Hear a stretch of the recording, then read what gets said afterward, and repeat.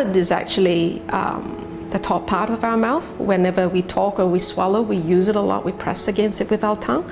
And the cleft palate is basically a separation of the roof of the mouth. There is a communication between the mouth and the nose. So whenever you talk, whenever you drink water or you eat, that's going to be affected if there's a cleft there, because everything goes into the nose and you can get choked. Speech-wise as well, it's going to be very unclear because there's no pressure that can form intraorally, to speak properly. Cleft lip and palate is a condition where the fusion of the body is not complete. We are formed by two halves, right half and left half. We sort of close in the middle and at the end, and there's a natural fusion, a body glue I call it, that glues us together. So we have a natural line.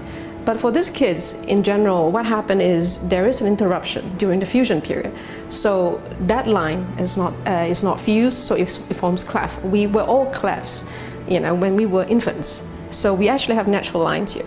But their body glue just didn't close them together, so it was left open. When they're born, the palate is open and the lip is also open, and so we will actually then perform surgery to close them up for them. What nature has failed, we do it surgically. And generally, infants just don't know whether they have cleft or not. They think it's natural, except the parents, I have to say, are the ones that are quite traumatized by the whole feeling and learning how to accept a child that is born imperfect in their eyes.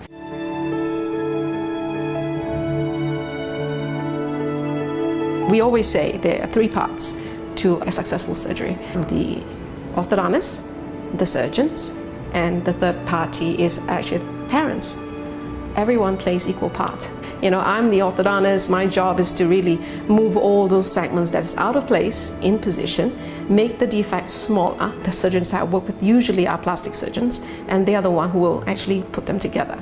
So it's a combined effort. They find that without my input, it's hard for them to do it.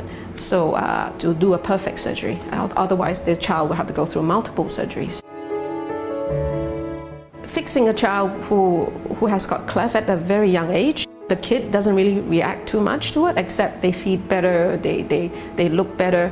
But I think the rewarding part is actually the parents, how they react at the end. They see that the child has a new face. They can look forward rather than grieving half the time.